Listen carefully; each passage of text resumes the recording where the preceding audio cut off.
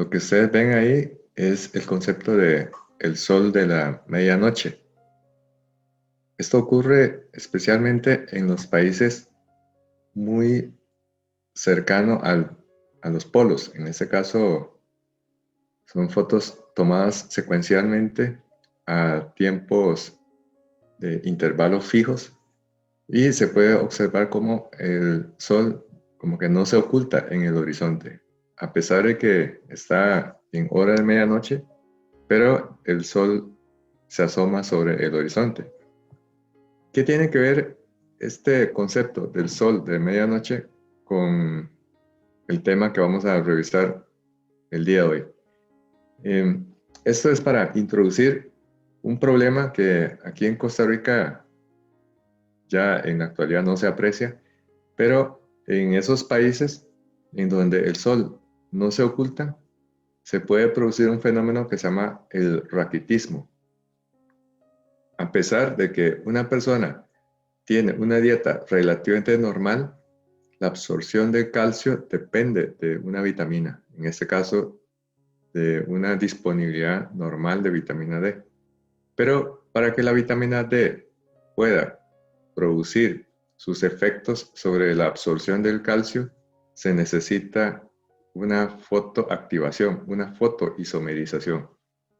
Y consecuentemente en esos países, a como el sol puede asomar por muchos meses, también el sol se oculta durante varios meses.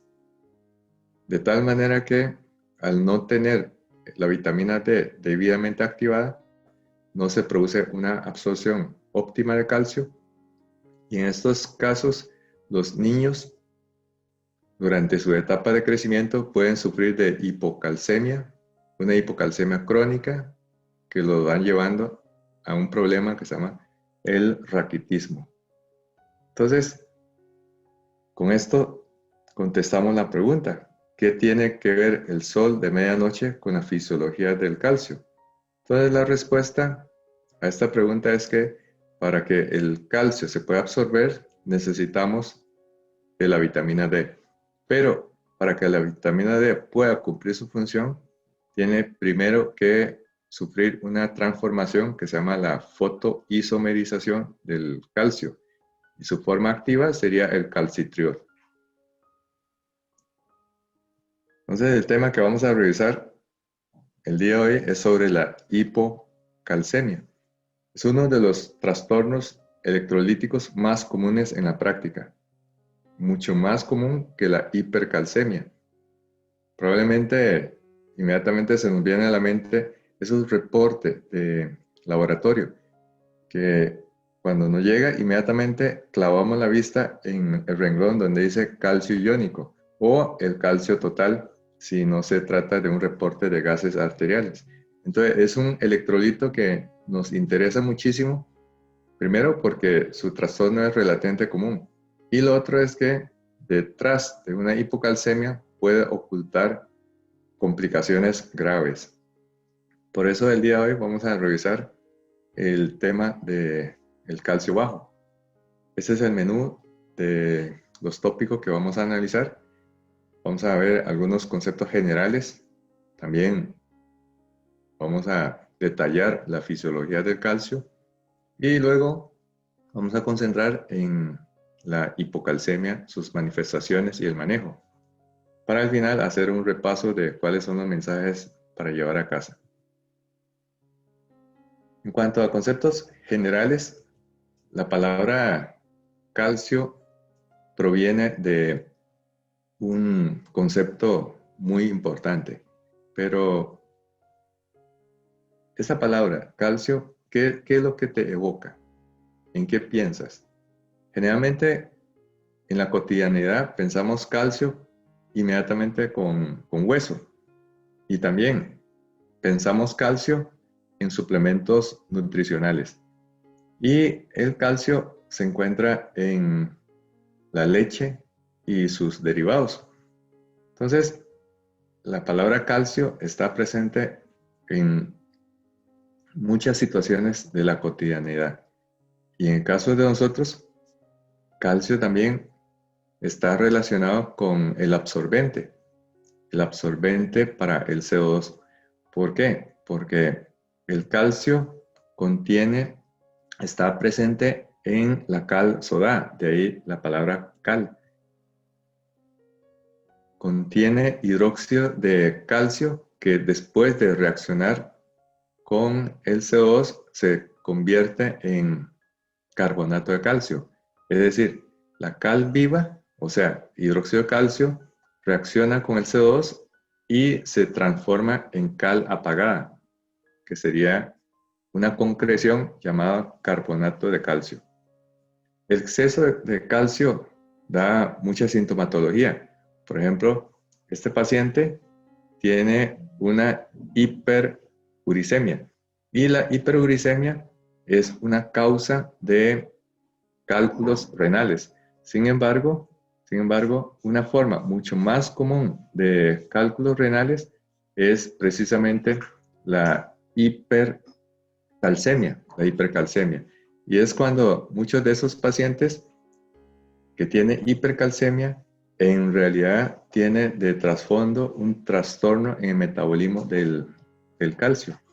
Ahí ustedes pueden ver una nefrolitiasis inmensa, ahí los fragmentos ya extraídos, y muchos de esos casos incluso de hipercalcemia secundarios a trastorno de metabolismo, usualmente de una hipersecreción de PTH en forma primaria, puede causar una disfunción renal. Como aquí ustedes pueden ver, se tuvo que realizar una nefrectomía porque el paciente tiene una nefrolitiasis que causó daño irreversible del riñón. Y muchas veces vemos esto como una situación ya bastante cotidiana. Este caso, por ejemplo, también de una litiasis se quedó formándose durante décadas a nivel de la vejiga. Todas estas situaciones son consecuencias de una elevación crónica del calcio. Pero para el día de hoy vamos a concentrarnos en la hipocalcemia, la disminución de calcio en el organismo. A continuación vamos a hacer un repaso de la fisiología del calcio. ¿Para qué sirve el calcio? El calcio es fundamental para mantener la integridad de la membrana celular. También participa en la regulación de las células que son eléctricamente excitables, como las neuronas y los músculos.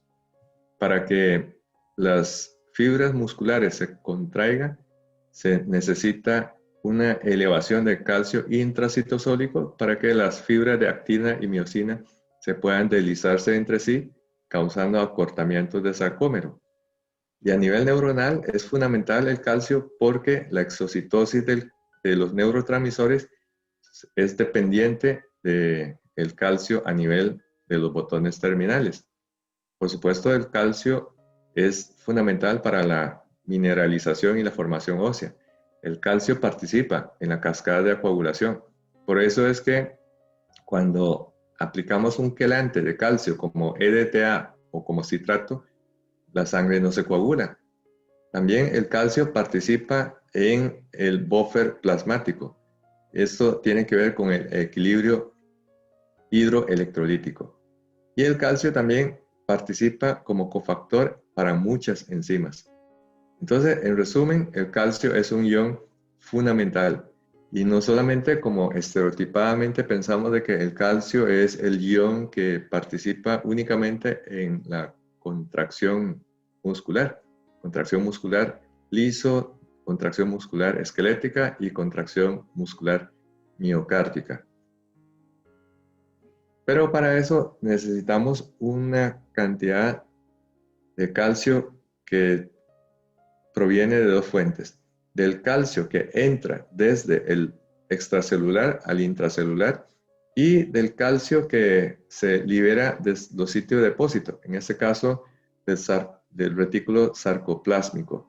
Es importante también entender que para que el calcio entre se necesita el paso a través de canales. En este caso hay canales lentos de calcio que son regulados por voltaje y también regulados por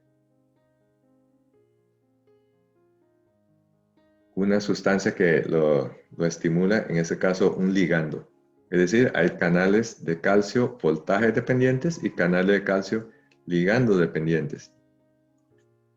El calcio no se distribuye de manera homogénea en todo el cuerpo. La mayor parte del calcio se encuentra en forma de hidroxiapatita dentro de los huesos, el 99%. Y el 1% restante se va a localizar a nivel de líquido extracelular y de los tejidos blandos. En otras palabras, el 99%, o sea, la mayoría del calcio se encuentra en forma de calcio acomplejado, calcio sólido, que se encuentra dentro de los huesos. Y únicamente este restante, un 1%, se encuentra a nivel de líquido extracelular. Sin embargo, ese 1% restante es fundamental para el mantenimiento de la homeostasis del cuerpo. Para la regulación del calcio necesitamos de tres hormonas. La 1,25-dihidroxivitamina D o la D3, también se le conoce como calcitriol, la paratormona y la calcitonina. ¿Cómo se regula? El calcio se mantiene en un estado de homeostasis en donde el ingreso se empareja con el egreso. En condiciones normales, la dieta aporta alrededor de 350 miligramos de calcio. No todo ese calcio se absorbe. De hecho, en el caso de esos 350 miligramos, 350 se absorbe, pero se secreta alrededor de 250 miligramos. O sea, a nivel de tubo digestivo no solamente hay proceso de absorción, sino también hay proceso de secreción. Y esos 350 miligramos va a quedar depositado como el pool común en el líquido extracelular, que sería de alrededor de 1.3 gramos. 1.3 gramos. Este calcio se va a movilizar hacia los huesos. En este caso, hay 1 kilo de calcio en el organismo, haciendo que el calcio sea el ion más abundante, el elemento más abundante del cuerpo, y es el calcio. Se produce depósito de alrededor de 500 miligramos de calcio al día en los huesos y se reabsorbe alrededor de 500 miligramos. Entonces, el depósito y reabsorción de calcio de los huesos se mantiene en un equilibrio dinámico. El calcio también se filtra a través de los riñones. Se filtra prácticamente 10 gramos de calcio al día y se reabsorbe una gran mayoría de ese calcio filtrado, de tal manera que se pierde a través de la orina alrededor de 100 miligramos de calcio cada día. Importante calcio es,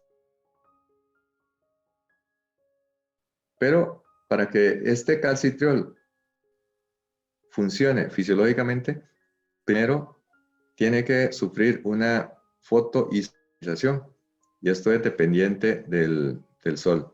Y luego, por medio de 2 reacciones, vamos a tener 2 hidroxilaciones. Una hidroxilación que ocurre en el riñón y otra hidroxilación que ocurre en el hígado, para al final tener 3 grupos hidroxilo, 1, 2 y 3. Y con esto se logra entonces obtener la forma metabólica activa de calcio. Aquí ustedes ven de la fotoisomerización, como aquí la D se tiene que sufrir una biotransformación, que sería una fotoisomerización para convertir en el colecalciferol. Y este colecalciferol se tiene que hidroxilar primero en el hígado y luego otra hidroxilación a nivel del riñón para formar entonces ya la forma metabólicamente funcional de vitamina D, que es el calcitriol, y ahí produce los cambios en tres grandes sistemas: en el sistema óseo, en el sistema renal y en el tracto gastrointestinal. En el hueso, porque es el sitio de mayor depósito. A nivel del riñón, porque el calcio se reabsorbe a nivel del riñón dependiente de la paratormona. Y la absorción ocurre a nivel de tubo digestivo, que es dependiente de la vitamina D3. La paratormona se secreta a través de las 4 glándulas paratiroideas. Estas glándulas paratiroideas se encuentran en la parte posterior, anatómicamente relacionada con la glándula tiroides, y aquí tiene una serie de células que son las encargadas de producir la paratormona. Esta paratormona va a producir efecto a nivel del hueso, favoreciendo la remoción o la reabsorción de los huesos, activando los osteoclastos, y al activar los osteoclastos, lo que provoca es la salida de calcio del depósito, en ese caso de hueso, hacia la circulación sanguínea. Y este calcio es un calcio de tasa de recambio relativamente lenta, porque se encuentra en forma de calcio sólido, en forma de hidroxiapatita cálcica. La reabsorción de esta hidroxiapatita se debe a la acción de los osteoclastos. Al revés, los osteoblastos producen el depósito de calcio en el hueso, es decir, la masa ósea, o sea, la mineralización de los huesos, depende de un equilibrio entre la actividad de los osteoblastos y la actividad de los osteoclastos. La paratormona activa a los osteoclastos, llevando al proceso de la reabsorción ósea. Aquí podemos ver cómo la paratormona produce un efecto muy importante sobre la regulación de la concentración de calcio. Cuando se inicia una administración de la paratormona, ustedes ven cómo el calcio empieza a subir. El calcio sube, pero por el otro lado, el fósforo disminuye. El concepto que tenemos que llevar de este dibujo es que por acción de la paratormona el calcio sube y el fósforo disminuye. El perfil típico de un paciente con hiperparatiroidismo primario es hipercalcemia con fósforo normal o disminuido. Esto es diferente del hiperparatiroidismo secundario, por ejemplo, de una insuficiencia renal, en donde más bien hay hipocalcemia con hiperfosfatemia. En condiciones normales, la paratormona es la hormona que regula la concentración de calcio en el cuerpo, pero cuando hay una reducción, una reducción de la actividad de la paratormona, empieza a aparecer la actividad de la calcitonina, que es la hormona que antagoniza los efectos de la paratormona. La paratormona incrementa la concentración de calcio, mientras que la calcitonina hace el efecto opuesto, reduce la concentración de calcio en el plasma. Recordemos que la calcitonina es una hormona producida en la glándula tiroides por medio de las células parafoliculares, que son las células de tipo C. El equilibrio del calcio depende de las 3 hormonas que habíamos mencionado: del calcio, de la paratormona y de la calcitonina. Y este equilibrio resulta en el mantenimiento de los valores de calcio normales. En condiciones normales, el calcio sérico está entre 8.8 a 10.3 miligramos por decilitro. Para la conversión a milimoles por litro, tenemos que dividir entre 4. 8.8 dividimos entre 4 y tenemos la concentración de calcio en milimoles por litro. Sin embargo, el calcio, como se une a la albúmina, hay que hacer corrección en caso de que el paciente curse concomitantemente con hipoalbuminemia. Para ello, aplicamos la fórmula de corrección de calcio que está dado por el calcio que se mide más esta fórmula de corrección que sería albúmina normal, que sería 4, menos la albúmina del paciente multiplicado por 0.8. El calcio se encuentra en forma ya sea de calcio iónico o calcio unido a las proteínas. El calcio iónico tiene una concentración de 4.6 a 5.3 miligramos por decilitro, o sea, alrededor de 1.16 a 1.32 milimoles por litro. En otras palabras, si usted toma el calcio total y divide ese calcio total entre 4, vas a obtener el calcio iónico. La mitad del calcio se encuentra en forma de calcio iónico. Es la forma libre y es la forma metabólicamente activa. El 41% se encuentra unido a las proteínas, mayoritariamente a la albúmina. Y un 9% se encuentra como calcio formando complejos con fósforo, con citrato, con bicarbonato o con lactato. Vamos a hablar a continuación de la hipocalcemia. La hipocalcemia es uno de los trastornos electrolíticos más comunes en la práctica.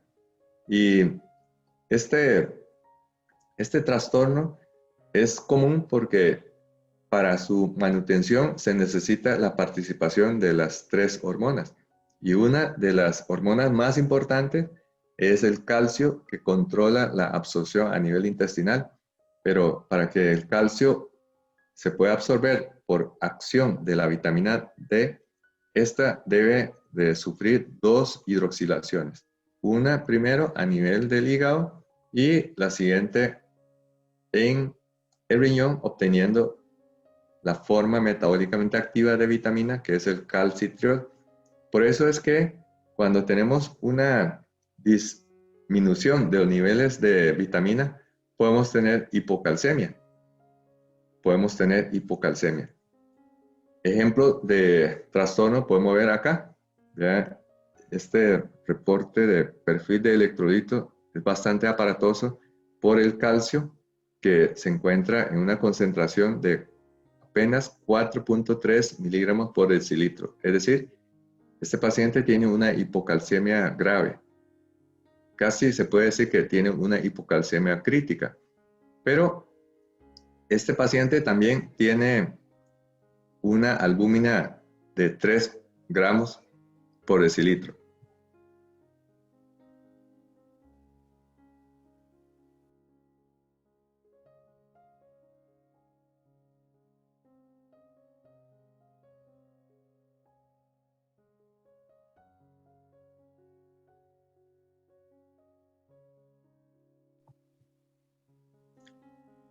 Es muy importante corregir el calcio con respecto a la cifra de albúmina.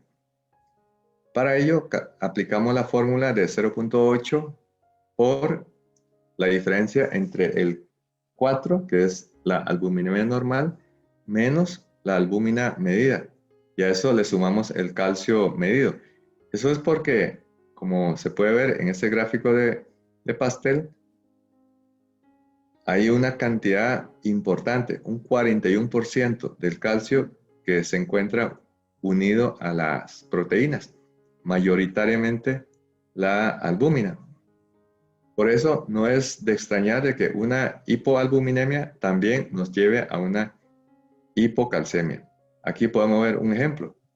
Este se trata de un paciente con una insuficiencia renal. Está desnutrido, tiene un calcio medido de 6.8, pero también vean cómo está la albúmina. La albúmina está bajísima, está en 0.7. Para ello tenemos que hacer entonces la corrección. aplicando esta fórmula de calcio corregido igual a el calcio medido, que es 6.8, más la diferencia de calcio de albúmina normal menos la albúmina del paciente multiplicado por 0.8. Y eso nos resulta en 9.44 miligramos por decilitro. Aquí significa de que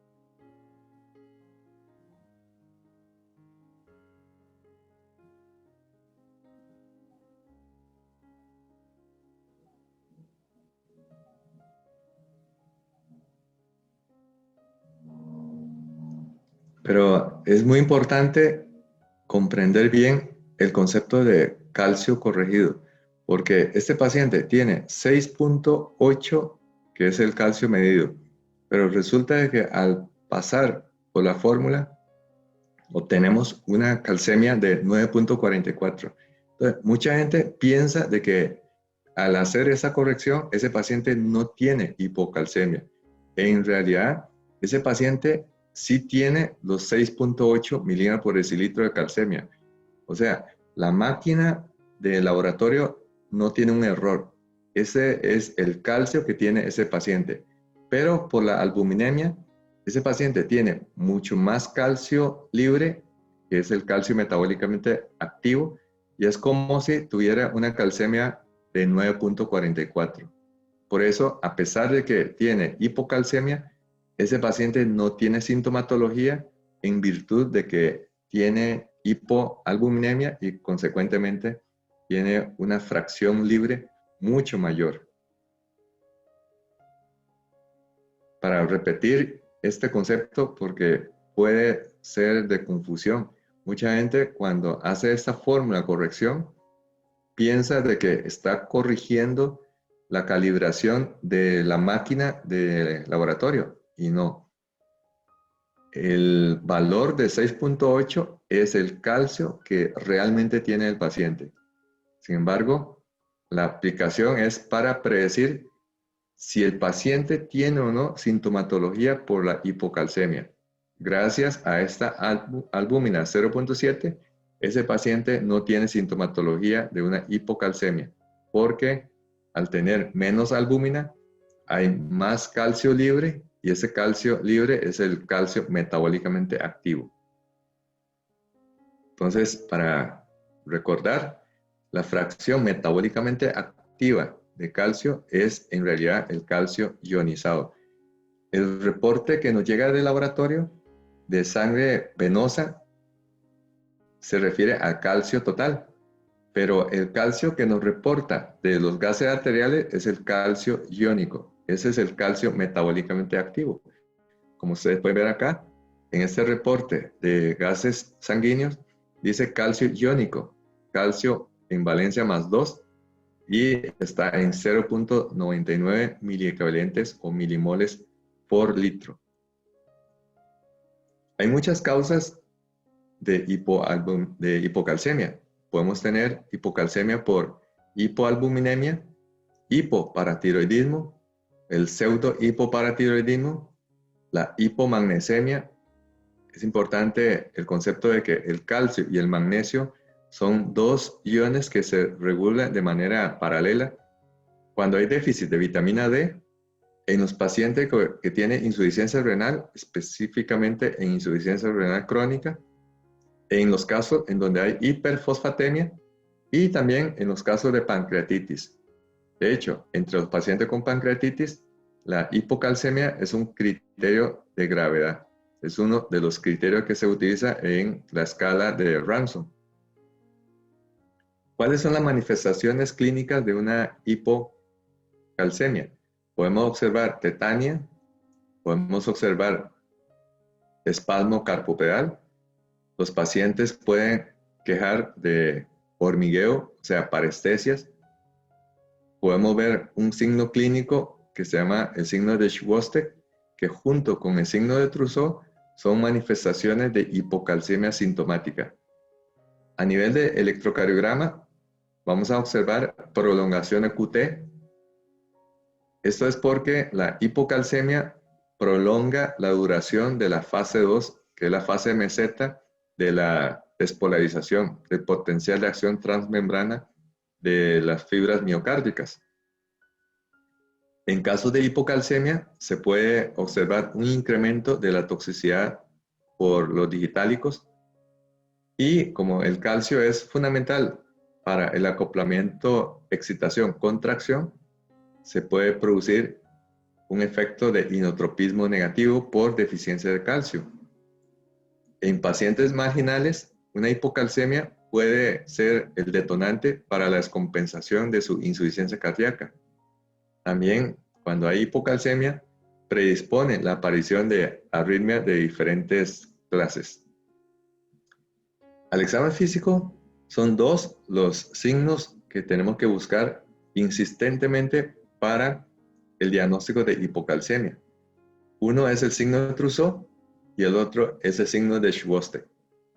El signo de Trousseau se explora inflando el manguito de presión a una presión por encima de la sistólica del paciente durante un espacio de 3 minutos. Y a partir de ahí vamos a observar cómo se produce poco a poco la característica manifestación del espasmo carpopedal. El signo de Chvostek se presenta cuando percutimos el territorio del nervio facial en la región preauricular y vamos a observar una hiperexcitabilidad de los músculos faciales. Vamos a ver este caso clínico. Se trata de una paciente que había recibido radioterapia por un cáncer de tiroides. Como consecuencia de esta radioterapia le produjo una mucositis muy grave. No podía deglutir, no podía masticar, no podía ni siquiera comer alimentos licuados. Y la paciente fue sometida entonces a un procedimiento de PEC. Se le colocó la gastrostomía percutánea y en recuperación la paciente empieza a tener esto, que es el signo de Trousseau.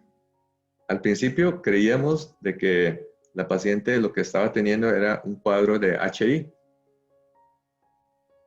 Entonces, para descartar eso, lo que hicimos fue darle una bolsa para que reinhale el CO2 y corregir la alcalosis respiratoria. Sin embargo, el espasmo nunca se dio. Así es que nos concentramos en la exploración clínica del signo de Trousseau, inflando el manguito por encima de la presión sistólica. Luego, con una pinza, clampeamos el tubo del brazalete y con esto logramos sostener la presión por encima de la sistólica. Y poco a poco, al cabo de unos 3 minutos, vemos esta característica contracción, que es un espasmo de los dedos de la mano. Aquí ustedes pueden ver otro ejemplo que es característico del signo de Trousseau. Y de hecho, cuando pedimos a la paciente que abre y cierra la mano, se observa una gran dificultad para abrir y para cerrar la mano, haciendo el puño.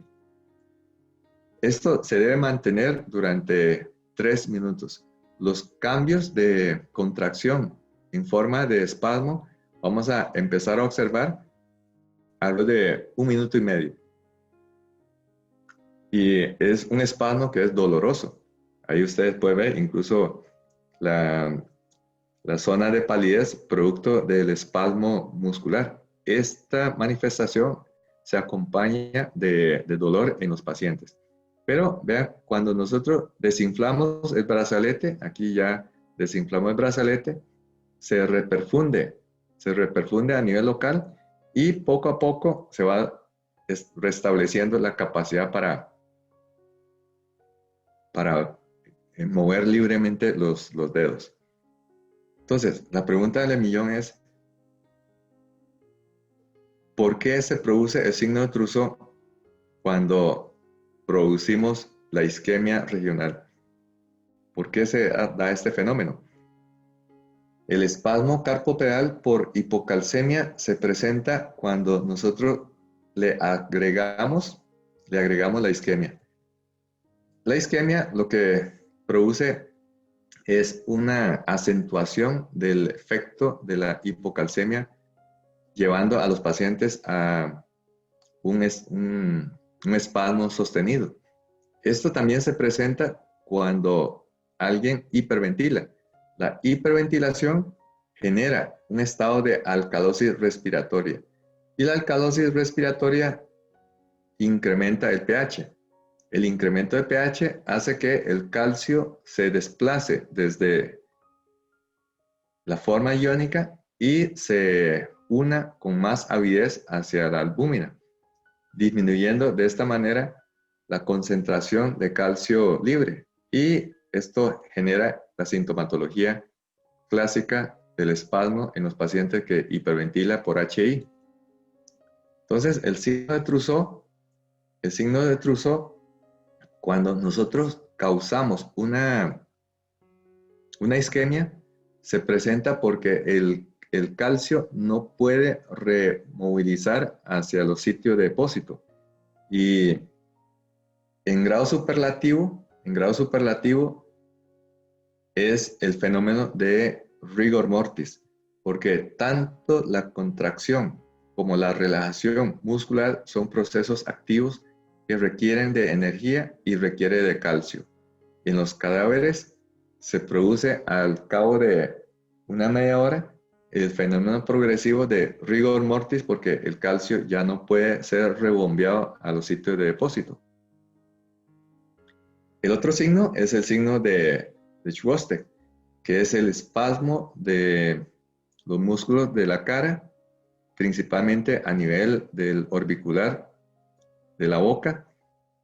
Y esto se logra reproducir cuando hacemos la percusión sobre el territorio del nervio facial, y esto lo que revela es una hiperexcitabilidad como consecuencia de la hipocalcemia. Es el signo de Chvostek. ¿Cómo tratamos a los pacientes con hipocalcemia? Podemos administrarle una dosis progresiva de calcio de 200 a 300 miligramos de calcio por vía intravenosa. Y esto hay que ir bolos a bolos hasta que desaparece la sintomatología.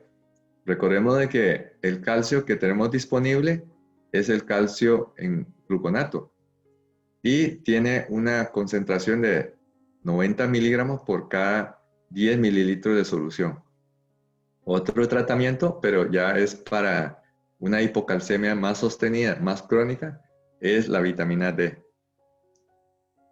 Entonces, para recordar, el calcio que tenemos en la Caja Costarricense de Seguro Social es el gluconato de calcio, que viene en ampollas de 10 cc al 10%. Eso significa que la ampolla trae 1 gramo de calcio.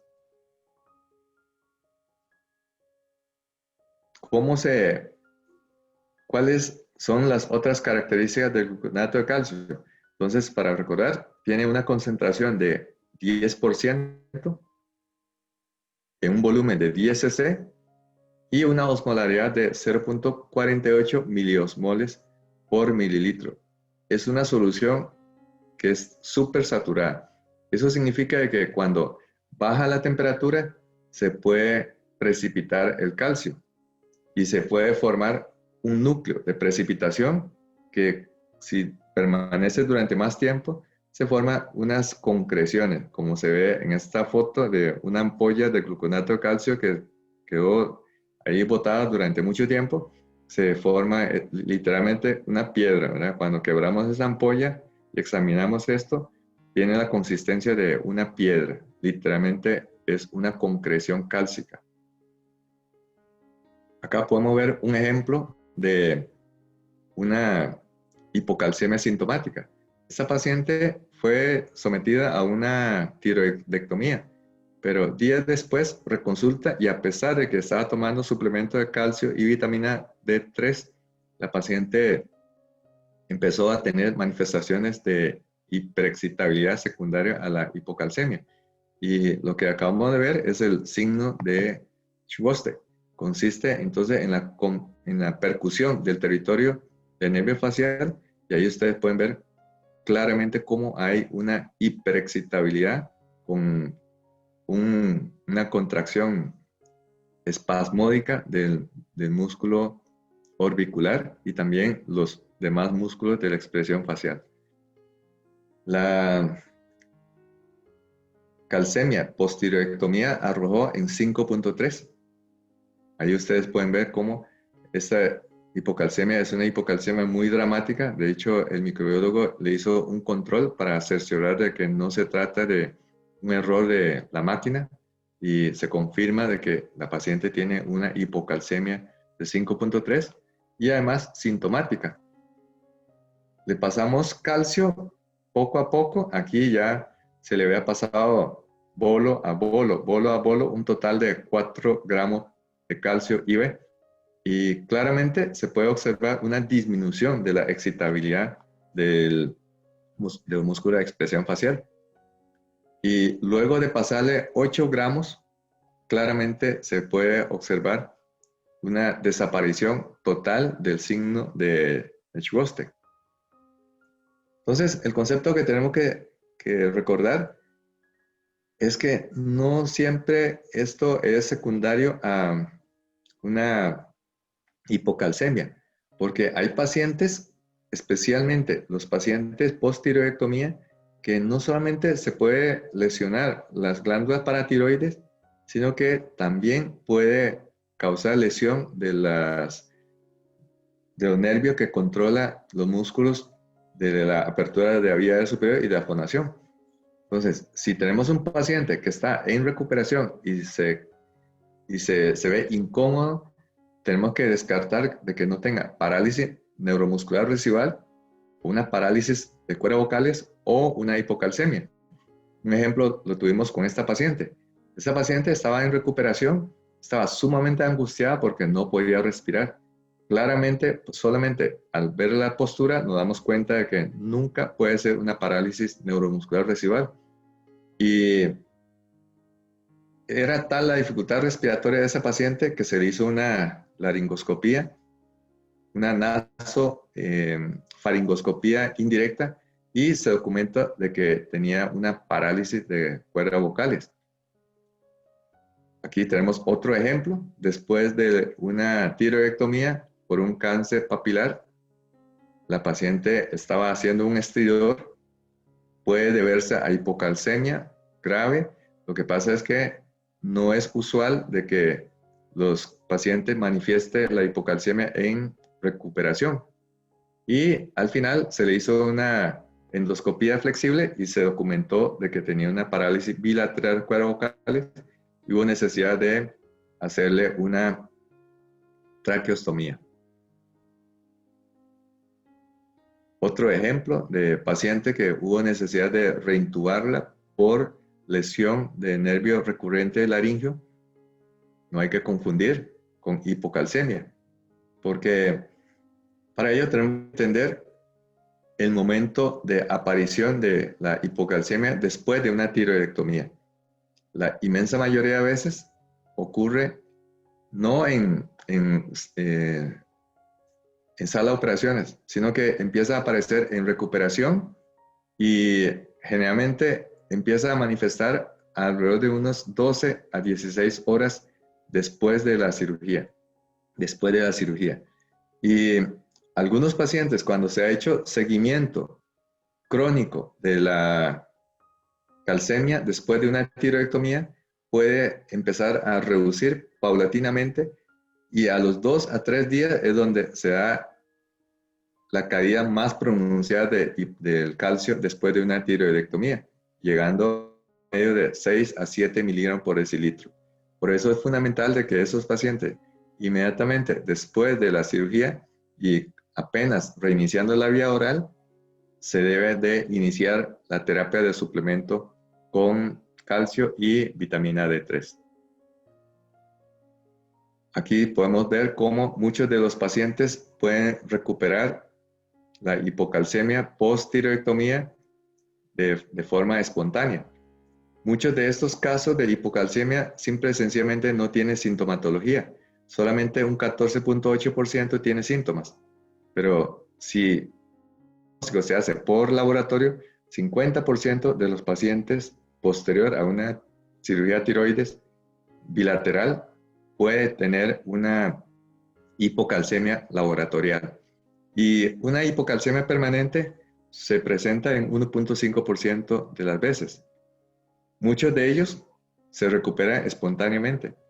40% de los pacientes pueden recuperar espontáneamente al cabo de 24 horas porque durante la manipulación quirúrgica, estos pacientes van a tener un estado de hipoparatiroidismo transitorio. El tratamiento para esos casos en donde hay hipocalcemia post-tiroidectomía y manipulación de la glándula paratiroide es el calcio oral, el caltrate, y debe complementar con vitamina D3, que es el calcitriol. Y en caso de que tenga sintomatología muy aguda, el tratamiento sería calcio por vía intravenosa, que como habíamos mencionado, es el gluconato de calcio. Para finalizar, esos son los mensajes para llevar a casa.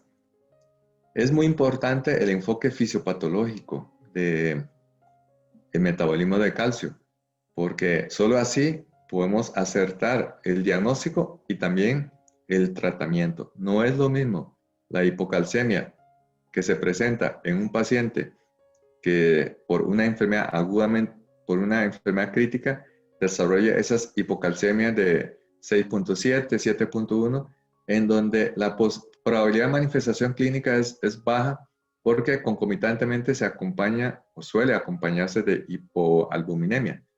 En comparación con pacientes que tienen una hipocalcemia secundaria, por ejemplo, a una extirpación accidental de la glándula paratiroide o la manipulación de la glándula paratiroide durante una cirugía tiroidea. Para recordar y remachar ese concepto, es fundamental entender que el calcio está regulado por la absorción, por la filtración y reabsorción de calcio a nivel renal y también la remoción y el depósito de calcio hacia los huesos. Y esto está estrechamente controlado por 3 hormonas, por la vitamina D3, por la paratormona y por la calcitonina. Y siempre cuando vamos a interpretar un reporte de calcio, hay que correlacionar con la clínica, no ir de bruces y sobretratar a los pacientes con calcio bajo, cuando desde el punto de vista clínico puede no acompañarse sintomatología porque su calcio iónico está dentro de límites normales. Bueno, muchas gracias por la participación del día de hoy. No sé si alguien